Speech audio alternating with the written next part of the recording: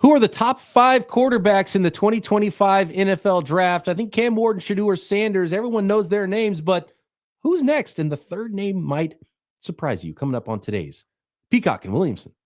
NFL analyst Brian Peacock and former NFL scout Matt Williamson bring you expert NFL analysis every day in less than 30 minutes.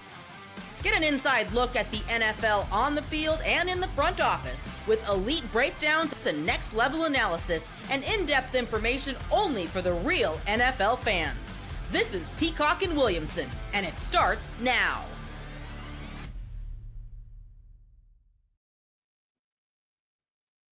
Welcome to the Peacock and Williamson NFL Show. Brian Peacock alongside Matt Williamson at BD Peacock at Williamson NFL. Get those mailbag questions in on Twitter at those handles to get involved in this week's pre-combine mailbag. Make sure you subscribe as well on YouTube or anywhere you get your podcasts. If you're an everydayer or you're brand new to the program, we're going to be breaking down the NFL every single day. Draft season, love it. We are here for you every day, even throughout the offseason. So please subscribe anywhere you get your podcasts. And Matt, we're going to talk quarterbacks. Again, we talked quarterbacks yesterday, but we're going to lead into this conversation, which is who even are the next group of quarterbacks after the top 2 guys, and are the top 2 guys the top 2 guys? Everyone knows Cam Ward and Shedeur Sanders. So from your scouting eye, and it is early, we need to see actually how big and fast these guys all are at the combine. So still pretty early to be solidified here, especially with when nobody can really agree on after the top 2 guys. And in fact, Matt, I've seen some people, I think it was maybe Todd McShay. He was like, is Jackson Dart QB2 potentially? Yeah, I listened to that podcast in the NFL draft. And I got to say, Matt, before we get to your list, I've been hearing a lot of hype about Jackson Dart. So I was like, okay, I got to put on this tape and see what's going on here with this guy. And I was like, okay. I was kind of disappointed. I thought I was going to see something like, oh, this is the guy. He's going to sneak into the first round. I was like, oh, he held the ball a long time. There's some athleticism there, but the arm, it wasn't like, there was nothing that was blowing me away where our team's going to be fighting up to get this guy. And he's clear QB3. And I look at your rankings and it sounds like you feel the same. I do. So I have him QB4. Well, okay, you kind of preface this.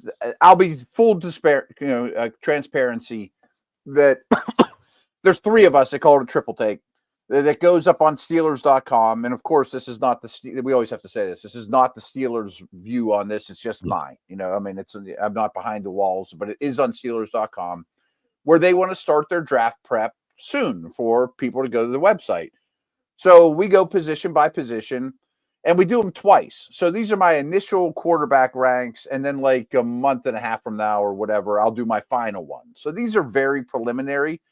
And especially quarterback, because it's first, is even earlier. When I get down the list, I'll feel better about it. So please don't hold me to these. I mean, these are just my initial impressions. Maybe I'm halfway through my draft prep. And as you mentioned, we even had a combine, pro day, all those type of things. But the football stuff's in the book, and I'm not a draft expert, but let's start with Dart. He's my number 4 guy. And I've heard people say he's making a strong push to get in the first round. He's clearly number 3, big Senior Bowl. Let me stop there. I mean, his Senior Bowl was fine. It was, most of the other guys there weren't very impressive. Dart had a hard time taking quarterback center exchange. He's never done that. Much like, the guys from this Mississippi system, this Kiffin system, it's one read and run. I mean, that to me is my biggest worry.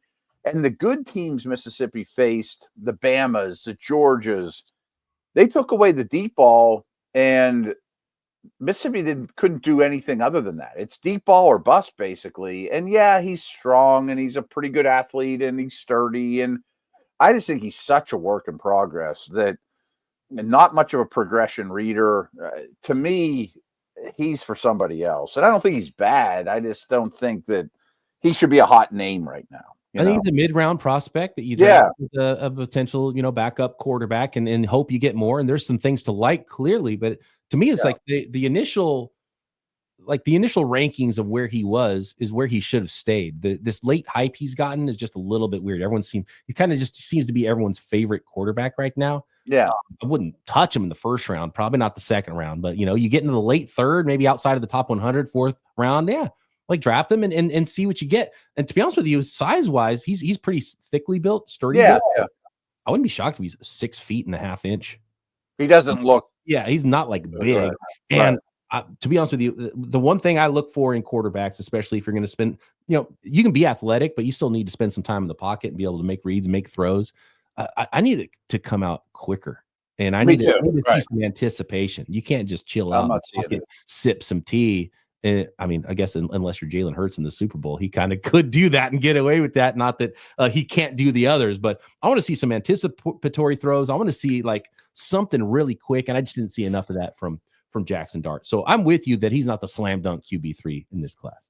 Matt Corral had all these issues coming out too. I mean, from what I understand, that system is really advanced by college levels, where by formation and stuff that the coach does all the thinking for you, that I'm going to create this mismatch through formation, which you can't do in the NFL. And if it's not there, run or improvise. Right. I mean, like it's one read and they do all the reading for you. That to me is a problem. So as far as let's go back to the top here really quick. We already know Jackson Dart is now your fourth quarterback as of today. Again, it's early. It's February. It's pre-combine. Who's your 1 and 2? Like, is Cam Ward clearly the guy for you at 1? Far and away. And that's more of an indictment on Sanders. I have some concerns about Sanders. I really do. Ward to me has a lot of playmaker to him. Going to Miami as a transfer really stepped his game up. I see a lot of physical traits there with him. All these guys have toughness and all those things. I mean, like, that's one of the things that bothers me about quarterback conversations. He's the first one in the building, last one to leave. He lives and breathes football. Guys, if he doesn't, he can't make it. I mean, that's just a requirement. They all have to have that. Don't tell me he's this special, I mean, all those things are great, but if you don't have that, it's a problem. Not that he is going to work hard. Like, and there is like other levels to it. Like, there are the quarterbacks show on Netflix. Yes, and Kirk Cousins is like got this crazy contraption on his eyes, and he's like going beyond and like doing all this stuff, and then they flash to who was it? Marcus Mariota. Mariota was one just kind of chilling out, and he's like nothing wrong with him, but it's just like that's different. And like there's Tom Brady, there's other levels of competitiveness. So if you're telling me that like he's on this level that even the top guys and he's beyond that, okay, and that's really important. You want to get one of those guys on your football team, but being the I'm more worried if you don't have it. Right. Oh yeah. Like you won't succeed. But to me, Ward has a lot of ability that he could be a top guy. I mean, he has work to do, don't get me wrong. But my Sanders concerns are legit. And Ward is just like the dynamism, and we've seen that with too many quarterbacks now, and you're like, modern day quarterback mold. Bet on the traits and treat and work on whatever else. And he's played a lot of football, which is really good too. And we've seen that really translate at the quarterback position. Like I might go young at other positions, but at quarterback, I kind of don't want the guy who only played for a year. I don't care if he transferred. Like I want the guy who's played a lot of quarterback. And the other thing with Cam Ward, just like I was talking about, and maybe even more so, 6'2", 225, zero chance he's 6'2", right, man? I would assume so. I would assume so. And Sanders to me doesn't look particularly big. Just because of his last name, people think he's really athletic. He's probably the worst athlete on this list. And I think he's functionally fine. Like he can move around a little bit. His dad is Deion, so it's not like he's stuck in the mud or anything, but don't expect Deion Sanders that can throw out there. And he's super tough too and played behind an awful line, but he took a lot of sacks and a lot of them were on him. He's a very good passer. I mean, he's much more Drew Brees than, or a Tua or somebody like that. Yeah. And that's great. I just don't think it's special. I mean, to me, Tua is kind of interesting for a comp. I would have never gone. I think it's because of the lefty thing, but that's not bad. Processor. And if you're going to be a pocket passer, ball better come out quick too. And in college, it's hard because, man, sometimes these college quarterbacks just hold on to the ball. And in the NFL, you've got to anticipate and get the ball out quick, especially if you're going to live in the pocket. Yeah. And so those are concerns for me. I mean, appreciate where he's at, but I look at all the first-round quarterbacks last year, and from what I know about Sanders at this point, he would be last on that list, and looks like a second-rounder that's going to go in the top 10 and probably shouldn't to me. Yeah, and you're going to go a half a round earlier if you're a quarterback in the NFL. Yeah. The way it is. You're not going to put probably the blue chip label on Cam Ward, but he's the best quarterback. And so instead of going pick 17, well, teams at the end of the first round have quarterbacks anyway. The quarterback needy teams are at the top. So instead of going 17 or 15 or 9 or whatever you're ranked, you're going to go 6. 1 through 3, yeah, or 1 through 6 or something like that. 1 through 7 at least. Like Cam Ward's going to be off the board by pick 7. I would guess in this NFL draft. And the Shedeur Sanders is the big question. Where does he go? Does a team have him at 1, or does he slide a little bit? Does he slide a lot, or does he go top 7 as well? I would probably bet on both the quarterbacks end up being gone by pick 6 or 7. Me too. The nature of the NFL draft, but I think there could be a big gap, and maybe you don't see another guy until round 3. But next, you've got to drop your QB3 on the folks at home, because I think a lot of people might not know his name, and if they see his name, they probably pronounce it wrong. So tell us who quarterback 3 is next. This episode of Peacock and Williamson is brought to you by FanDuel, America's #1 sports book. When the game tips off, the NBA action is just getting started, and there's no better place to get in on that action than FanDuel. With FanDuel, you can place live bets throughout the game, so even if you miss the opening tip-off, or you want to bet on a fourth quarter comeback, you can stay in the action all game long and live. And if you're looking for a bigger payout, you can even combine those live bets into a same game parlay, which is super fun. Love the parlays, love the same game parlays and the live betting at FanDuel. And of course, I always say it, NFL draft props, it's the best way to bet on the NFL every single season. You can also bet on your favorite team to win the Super Bowl next year if you want to, even though the NFL season is over. Right now, new customers can get $150 in bonus bets if your first $5 bet wins at FanDuel. All you got to do is go to FanDuel.com to join today, or download the app. That's FanDuel.com for your shot at $150 in bonus bets. Make every moment more with FanDuel, the official sports betting partner of the NBA.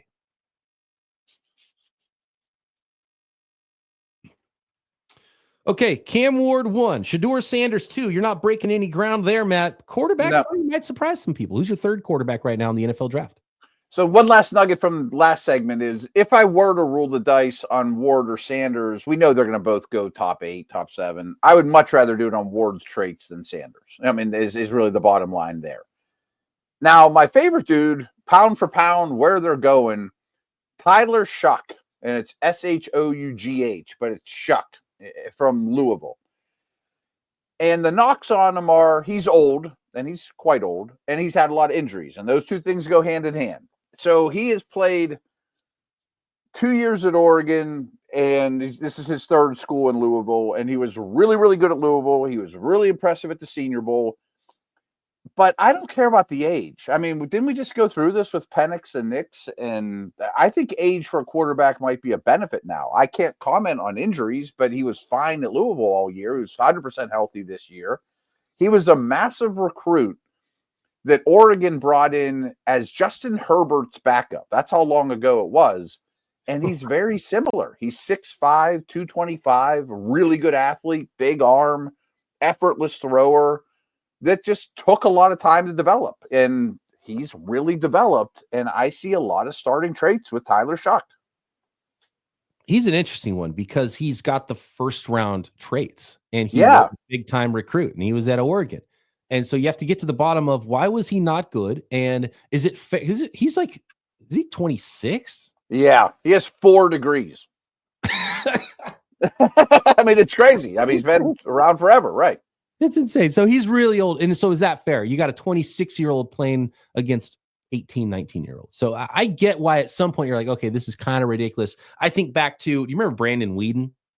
I know, that's an extreme one. He was and he was like 30 as a rookie, and he played minor league baseball, then came back to, was it Oregon or Oklahoma State, and then was just like, it's like, okay, you're 10 years older than these guys. It's a little bit ridiculous, but Shough's getting close to that. But he's a big time guy, and I don't know much about his earlier days. Was he bad earlier, or was it just the injuries that derailed him early?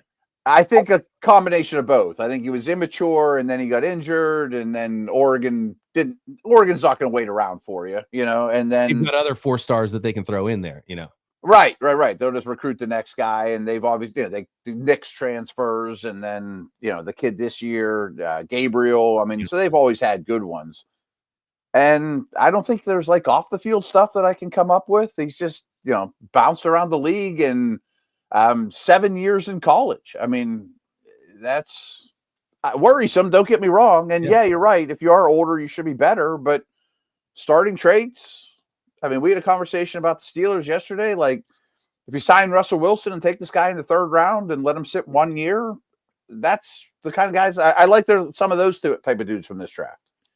So Tyler Shough, QB3 for you there, and I think this is fascinating because I think every team's draft list is going to look really different at quarterback, specifically after you get through the top guys. So you got Jackson Dart at 4. Who's your 5th QB in your rankings here, and how close are these 3, 4, 5 for you?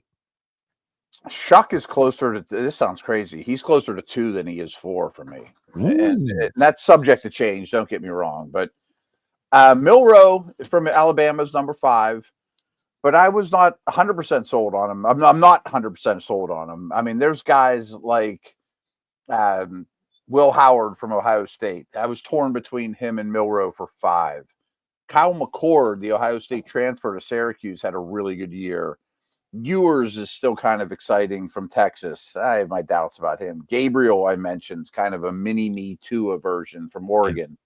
But I wanted to fall in love with Milroe because I think he's going to run a 4.3, and he's well built, and the upside is massive, and he's super smart. He's a really good deep passer, but boy, he is a terrible short to intermediate thrower. And then he goes to the Senior Bowl, and he has really small hands, under 9-inch hands. And I'm like, I think one has something to do with the other. He's never played in weather, being a Bama guy. And he just doesn't control the football well. He throws all fastballs just to control the football. He's got like 8.5-inch hands. They're well below 9. I mean, it may never happen. That's the tough part for Milroe because there are not good quarterbacks with that small of hand. No, it's not Anthony Richardson that is struggling with short to intermediate now that can control the football. It's not like he can't. I don't like that. I could absolutely see a team look at him like young Jalen Hurts and be like, he's not done yet. And there's too much here. No doubt. We like the kid. We like the athlete. We're going to draft this guy, and there's not going to be any pressure on him to play early because he's just going to chill for a few years. And then maybe 3 years down the road, you have something, which is why I could see him easily be in the QB3 in this class. And again, I think the list is going to look different for everybody. So he's a fascinating one, but just he is the severe outlier at the hand size. And that's the troublesome part because that's the one part of it that's hard to project because nobody's good with tiny hands. It is hard to throw a football and control football at the NFL level if you don't have big enough hands to do it. So I knew the red flag. Everyone on the planet knew the red flag is coming to the Senior Bowl. I mean, he doesn't complete a high percent of his passes. But I didn't see the small hand thing coming in because that's not going to change. There's a plenty of Josh Allen examples where they get more accurate now. But if he can't control the football, especially when he's dealing with weather and things, maybe you're Taysom Hill, not Jalen Hurts. It's kind of like a slow corner, right? You could look really good in college and be a corner, then all of a sudden you run a 4.7. You're going to need that speed at some point. You're going to need at some point, right? Yeah. I was rooting for him, though. I'm going to throw a little name in there just because of the way I look at quarterbacks and I look for anticipation. And he's a guy that elevated his program, and Indiana Hoosiers are a basketball I'm a fan. But Kurtis Rourke. Yeah. Teams and look, I cover the 49ers. Kyle Shanahan's going to be like a little Kirk Cousins there with Kurtis Rourke. He gets the ball out quick, anticipatory throws. That first game he got his team to the college football playoff, right? I know it was expanded this year, but man, the Indiana Hoosiers in the college football playoff, I like him a lot. He doesn't like blow you away physically. He's got some height though, which is good. He's a pocket passer. He's not going to run around and make a lot of plays. Doesn't have a huge arm, but he can make all the throws. Ball comes out quick and on time. He would be one. He would be one of those guys I'd be looking at on day 3 and being like, "Yeah, I'm going to draft myself a good backup quarterback." And who knows? Maybe he is the next Kirk Cousins. But he's a day 3 guy. Don't get me wrong. And he might be in there in the 7th round. I have no idea where Kurtis Rourke's going to go. But as far as pocket passers go, I like him as one of the backup quarterbacks in this class. And I feel better now because he was like my guy, and then the college football playoff happened and he got destroyed by Notre Dame, right? And then I started to see everybody else get destroyed in the college football playoff, and all these quarterbacks were looking really bad against Ohio State. And I was like, okay, he wasn't alone. He was just overmatched against a much better football team. So that made me feel better about my previous evaluation, because he's one of the guys I looked at. I was like, I like this guy in the NFL. But again, he's like probably a late day 3 guy. I don't know where he's going to go, but I'm going to throw his name out there. I love it. I'm glad you did, and I wish I would have as well.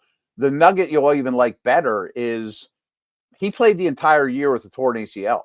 So he's a much better athlete than even what he put on tape. And you can go back in history and see it, so yeah. I love it, Yeah, he had that knee brace. The games I watched him. So yeah, that's an interesting. Or his ACL very early in the process. Yeah. Interesting. And played through it. That's unbelievable. Played the whole year. Yeah. That's my guy. That's my guy. And I love where you can get him. And that's kind of the thing. It's like, I'm not going to draft Jackson Dart in the top 50. I'll take Shough. I'll take Kurtis Rourke in the 6th or wherever he's projected to go right now, because you might just get a backup quarterback anyway. Yep. I mean, frankly, I might use a 4th round pick on Rourke.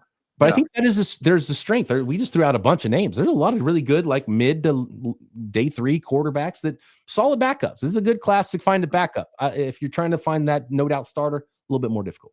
And one of them might be Dak Prescott in the 5th round. It's Will Howard from Ohio State just won the national championship. I mean, there's some dudes. Yeah, I like the mid-round quarterbacks a lot better than the top.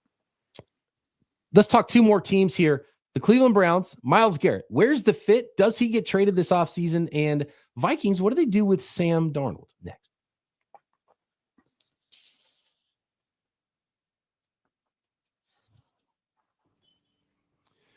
All right, let's go to the Cleveland Browns and Myles Garrett. This one could get ugly, because the Browns don't want to trade Myles Garrett, but he wants out. And Myles Garrett, even when he's at the Super Bowl, he seemed pretty laid back about it, and that's just his style and his demeanor. Is he going to just say, "Sorry guys, I'll retire before I play for you"? Like, this could get really ugly, because it kind of needs to happen sooner, but I don't know if it can happen sooner. If the Browns just continue to say, "We will not trade him," could like the offer change their minds on this? Because the further and uglier this gets, the less and less the Browns are going to get, because it'll start to get, I think, potentially even uglier as far as is the showdown between Myles Garrett and the Browns. If Myles Garrett wants to take it there, and then you get backed up to a wall, and then Myles Garrett says, "Well, I will only go to these 3 teams because I got to sign a new deal." And then all of a sudden, now the power keeps going towards Garrett's side more and more and more and more. And then all of a sudden, you're trading him for a couple of 2nd round picks instead of a couple of 1st round picks. That's exactly how I see it going. He's pretty set in his ways. He's intelligent. He's his own drummer from all accounts. And they even said that coming out of A&M. And I think his mind's made up that I'm not going to play football for the Browns anymore. I want to be on a contender, and we'll figure out how to make it happen. And even since demanding a trade, he's come out and said, "I'll gladly restructure my contract to make it easier to move me, but I'm getting moved." I mean, I have that power in today's economy, and there's going to be suitors. And I think the Browns are crazy if they don't maximize what they can get back for him, at this point. I really hope it's not like a Andrew Luck situation, right? Like a guy like, I don't want to be cut short from the ability to watch this really big time football player, because they're fun to watch. And Andrew Luck, I just feel so bad about how his career started. And it wasn't like he caused a bunch of problems with it. He's just like, "Oh, this sucks, man. I'm out of here." I don't want to see that happen for Myles Garrett at this point in his career, because he's still such a monster player. If eventually, and I do think, and there was an article recently that, I think it was Jason Lockenfora talked to some NFL GMs, and they all expect that he's eventually going to get traded. So if you're the Browns, you got to do right by your organization too. And I get it, but you can't Browns this thing up and not get what you need to if you're going to eventually end up trading him anyway. So they got to figure this thing out. Yeah. Maybe it goes up to the draft or whatever, but I think he gets moved. Yeah. I would say I see draft day is kind of like, you got to get it done by there. But even free agency, because teams got to make plans and teams got to spend money. And Myles Garrett's going to be an expenditure for that team too, maybe more down the road than right away. And you're right. I mean, if you don't do it before free agency, you might have 6 teams calling that turns into 3. Like we can't afford it anymore, so we couldn't wait for it. Right. And Myles Garrett might make that list even smaller. So now the 3 teams that are offering, Myles Garrett only wants to play for one of them. Yeah, and then it's Aaron Rodgers saying, "I'm only going to play for the Jets," and now you don't get as much. Yep, exactly. So the pool is big right now, and just about everybody should be somewhat interested, depending on what the cost is going to be. What are you betting on? Who is Myles Garrett playing for in 2025? Maybe he only says, "I want to go to Bills, Chiefs, Lions, Eagles." I don't know how the Eagles could swing it, but I mean, because they're obviously big time teams. Or he's not going to be a Raven. I would have included them as well, but there's no way he's trading them in the division. The 2 I like, though, that aren't, and I know Washington went far, and I'm not trying to disrespect them, but I'm not exactly sure they're Super Bowl contenders yet. But I think Washington and Chicago are really interesting, as we're trending the right direction. Young quarterback, new coaches in the last year or 2 that look promising. We've got a lot of money.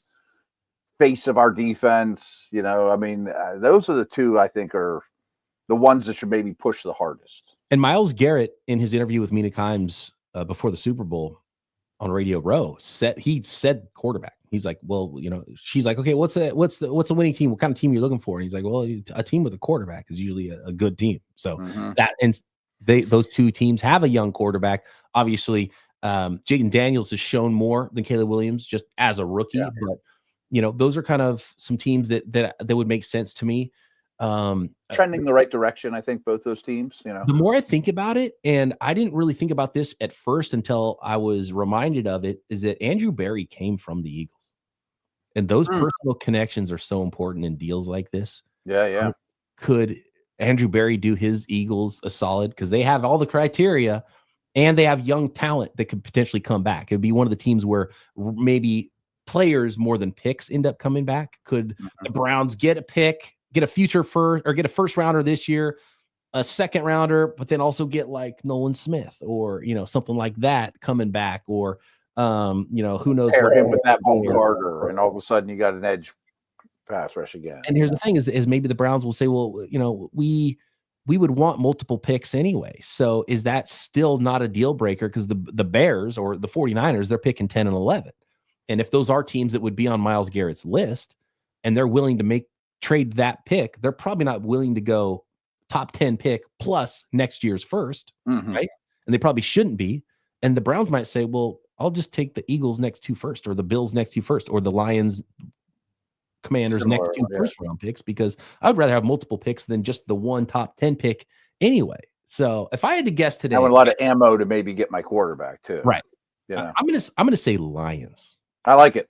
Yeah, as my number 1. I love it. I mean, boy, the Lions. I mean, they should put a serious offer in. Yeah. So who's motivated to do it? Lions fell short.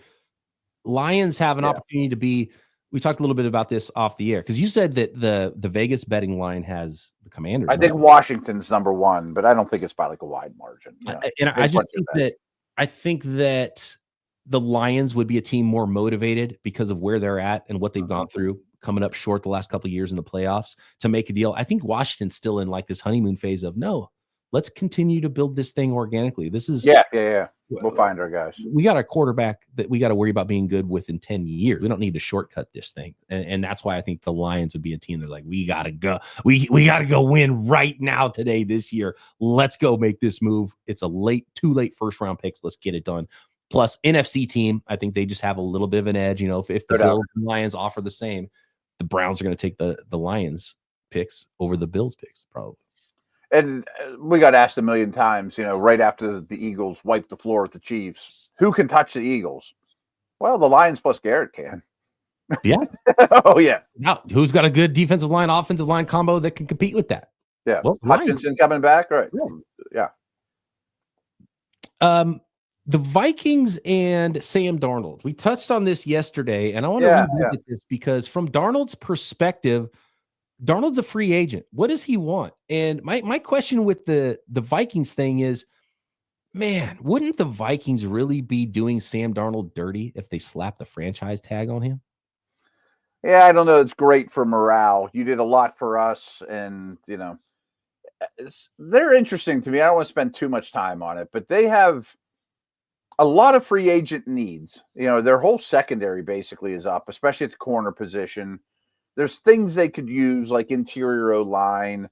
I know Aaron Jones is replaceable because he's a running back, but he's a good player. He's a free agent as well. Cam Robinson, who they traded for, but Darisaw comes back. And if you just go to Spot Track or whatever, they have a lot of cap space right now. So they could tag Darnold and live with it for a bit. And maybe flip him for a third-round pick as opposed to just letting him walk and getting the comp pick a year from now. But what's interesting about this team to me is they have all those needs that I mentioned. They don't have any day 2 picks because they had 2 first-rounders last year, Turner and McCarthy. So they have like the least draft capital basically of any team in the league because all they have is their first. So they might be looking at the draft saying, we'll trade back, we'll collect more picks, but we have this little asset here suddenly. I could turn into a third or a second. Right. Yeah. And maybe if you're the Raiders, you don't want to fight everybody and you just say, okay, I'll give you my third if you franchise them. Franchise them for 24 hours. We won't tie up your books much. Trade them my way. Everybody's happy, Maybe. And maybe a team that's really desperate and needs that player. Could the Giants give you something that, maybe, or actually, how about we're talking, so Browns, Andrew Berry, the connection to the Philadelphia Eagles. There's that connection between the Vikings and the Rams. And yesterday we talked about, okay, what if Stafford gets traded? Do they have some things worked out already where it's like, okay, look, let's get Darnold to LA. We got this mountain of draft picks we're going to get from the Giants who really need to make a move. Yeah. And we need to make sure that Darnold comes over here. So let's just not even do the free agency thing. Here's a little draft pick and let's just get this done. But totally understand it. I mean, you get the second from the Giants and maybe a third from the Giants and send them your third and make sure you get Darnold. And I would imagine McVay's system is almost identical to the Vikings in terms of verbiage and all that kind of stuff too. I think that path is very viable. But yeah, so unless it's a deal that Darnold's agreeable to and it gets done quickly, I can't see. You can't wait on just being like, oh, blanket here. We're going to slap this franchise tag on you and we're going to tie this whole thing up for Darnold for the Vikings cap. I don't see that happening. Then you're going to have any cornerbacks. Right. The Rams don't have extra cornerbacks to trade you, so they're not coming from there either. So that's not good. Good point. All right. Thanks everybody for making us your first listen every single day. Make sure you get those mailbag questions in for our pre-combine mailbag this week at BD Peacock at Williamson NFL. Drop a question in the YouTube comments, subscribe while you're there, or subscribe anywhere you are listening to this podcast.